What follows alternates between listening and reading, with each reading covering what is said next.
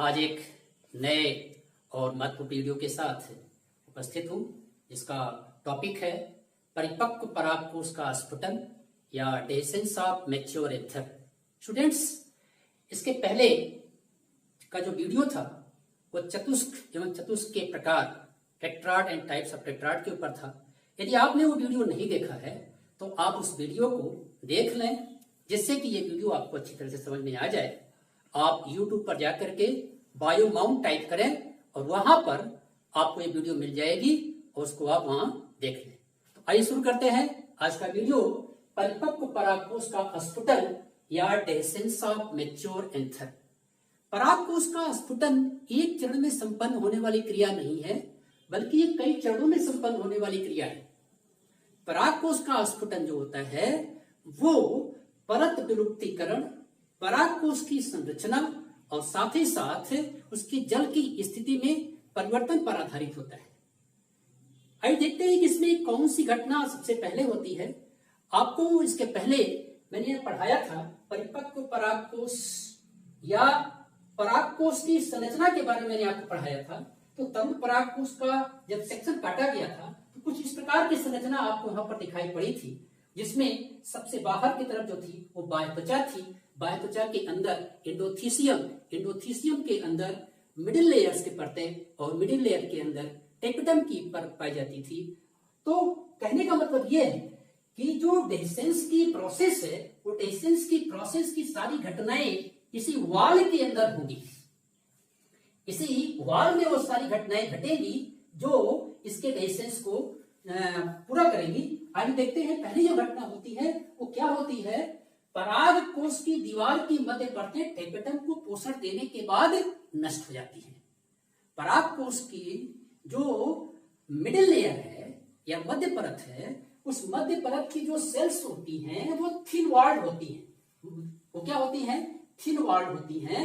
और जो sales thin walled होती हैं उनके अंदर स्पेस ज्यादा होता है, स्थान ज्यादा होता है, जिसमें काफी मात्रा में रिजर्व फूड मटेरियल होता है।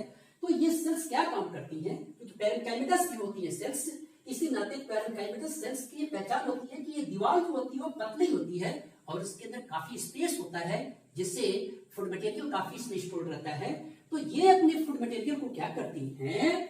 मध्य परतें टेपिडम को पोषण देने के बाद स्वयं डीजेनरेट हो जाती है। मिडिल लेयर क्या हो गई? वो टेपिडम को न्यूट्रिशन देने के बाद डीजेनरेट हो गई। सेकंड स्टेप, टेपिडम की कोशिकाओं में पाया जाने वाला यूबिस्काय लघु बीजाणु खानियों में मुक्त कर दिया जाता है। अर्थात टेपिडम की जो सेल्स होती हैं उसमें जो सिक्रेटरी सेल्स होती हैं, वे सिक्रेटरी सेल्स जो होती हैं वो यूबिस्काय बनाती हैं या यूबिस बॉडी बनाती हैं। यूबिस्काय क्या होता है? यूबिस्काय is nothing but it is the acellular structure of sporopollenin। Sporopollenin की ये एसेलुलर स्ट्रक्चर है जो डेवलपिंग पॉलन ग्रेन्स को पॉलन ग्रेन के डेवलपमेंट में मदद करती है, सहायता करती है। और साथ ही साथ पॉलन ग्रेन के बाहर जो एक्साइन होती है, एक्साइन को मोटा करने में, एक्साइन को बनाने में मदद करती है, उसकी मोटाई को बढ़ाने में मदद करती है। तो कभी कभी आपसे ये क्वेश्चन पूछा जाता है कि what is Ubisch body and where it is found. तो आपका जवाब होना चाहिए कि ये टेपिडम में पाई जाती हैं और साथ ही साथ ये पराग कण के डेवलपमेंट में इनका भी योगदान होता है। अब टेपिडम की कोशिकाओं में पाए जाने वाला यूबिस्काय लघु बीजाणु खानी में मुक्त कर दिया जाता है। इस प्रकार टेपिडम परत भी नष्ट हो जाती है। तो अभी इसके पहले मिडिल लेयर नष्ट हुई और मिडिल लेयर के नष्ट होने के बाद टेपिडम भी नष्ट हो गई। इस प्रकार से यहां आप क्या देख पा रहे हैं कि मिडिल लेयर भी नष्ट हो गई, टेपिडम भी नष्ट हो गई, तो बचा क्या? एपिडर्मिस बच गया, अर्थात बाह्य त्वचा बच गई और एंडोथीसियम बच गए। तो यदि आपसे कोई प्रश्न करता है कि परिपक्व परागकोश में कौन कौन सी परतें पाई जाती हैं, तो आपका जवाब होना चाहिए बाह्य त्वचा और एंडोथीसियम या एपिडर्मिस एंड एंडोथीसियम। चूंकि मिडिल लेयर्स भी गायब हो गई, टेपिडम भी गायब हो गई, तो यहाँ की जो सेल्स थी, स्टेराइल सेल्स, वो सब गायब हो गई।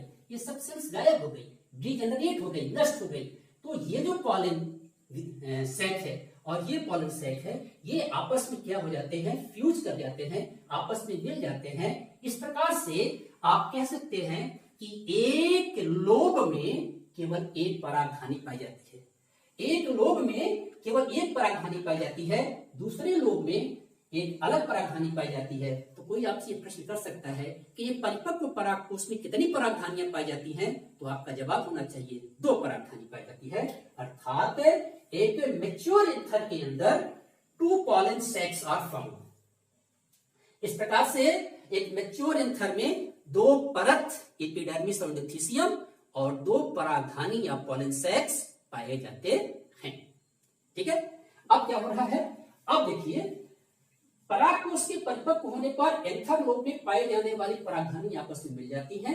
एक परिपक्व एंथर में केवल 2 परागधानियां ही होती हैं। अब very very important, very very important, endothecium की परत से जल की हानि, वाटर लॉस जब होता है तो जल की हानि के कारण बाहरी परत जो होती है वो कैसी होती है, पतली होती है।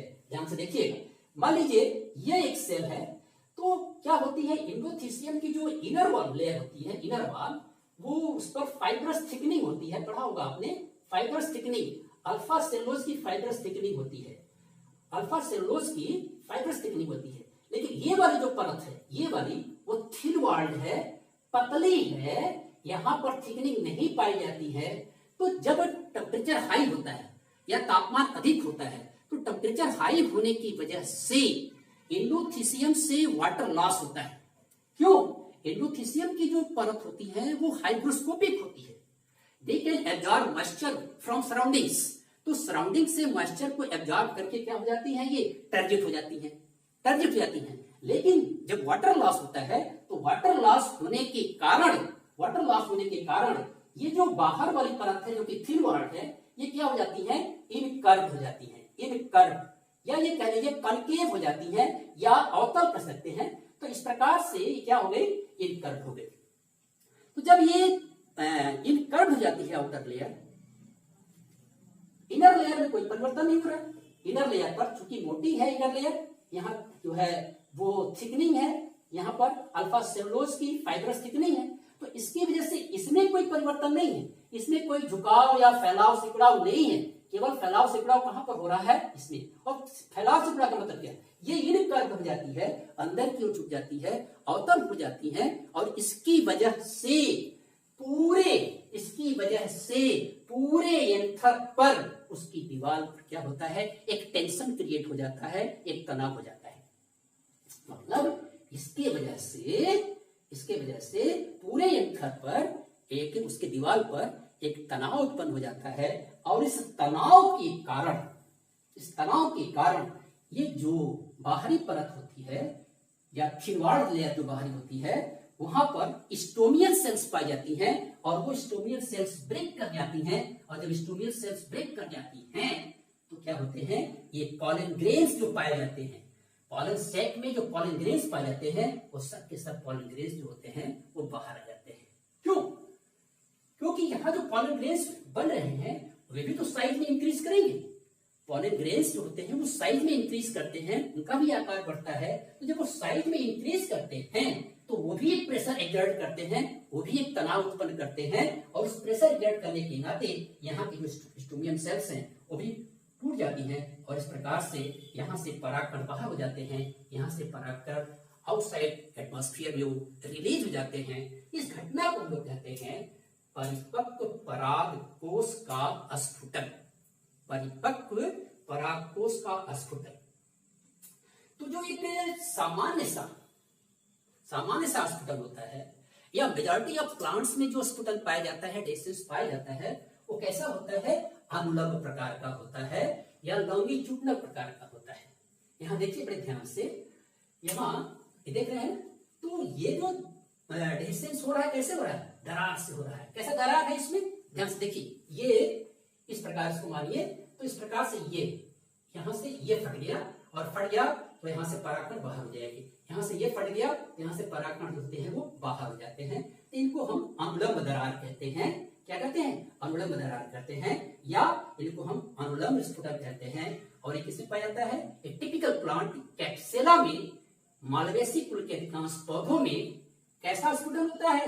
अनुलंब स्फुटन होता है। ऐसे ही घटना यहां घटती है, यहां देखिएगा, ये इस प्रकार से होता है, ऐसे। इसको हम लोग ट्रांसवर्स बोलते हैं, ट्रांसवर्स बोलते हैं या अनुप्रस्थ बोलते हैं। तो ट्रांसफर डेसेंस हो रहा है या अनुप्रस्थ स्फुटन हो रहा है। इसमें क्या हो रहा है? इस प्रकार से ये फटती है, यहाँ पर जो है दरार इस प्रकार से होता है, अनुप्रस्थ प्रकार का होता है, तो परागकण इस तरह से जो है बाहर हो जाते हैं। इसके अलावा एक अलग किस्म का आपको दिखाई पड़ रहा है लैसिथिडेसी में, जिसको हम कहते हैं गुस्टाविया, और साथ ही साथ सोलेनम यानी कि सोलेनेसी में कैसा डिसेंस होता है?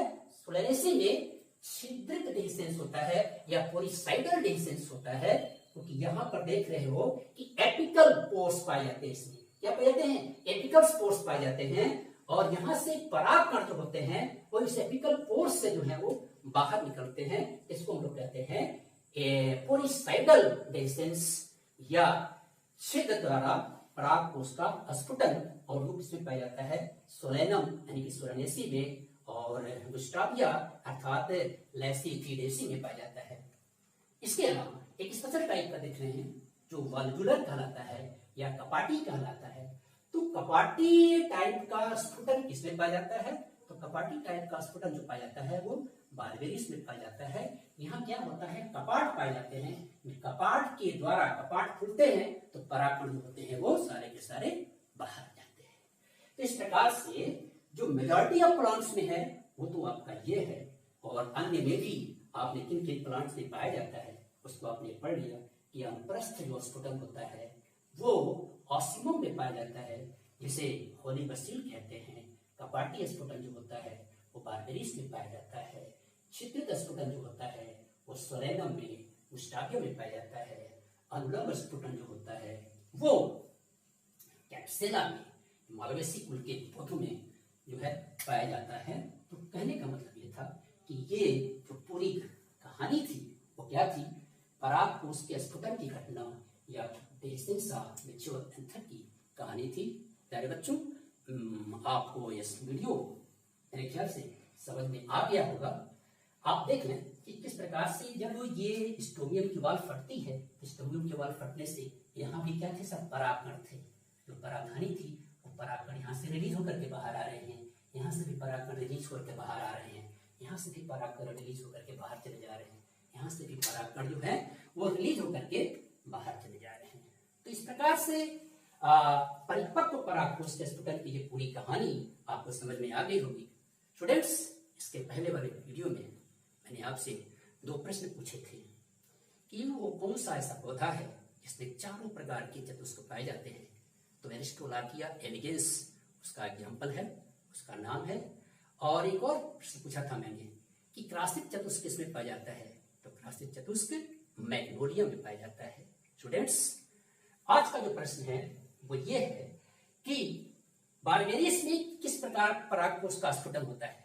बारबेरिस में किस प्रकार परागकोश का स्फुटन होता है, और साथ ही साथ मोस्ट कॉमन टाइप ऑफ एंथरडेसेंस किसमें पाया जाता है?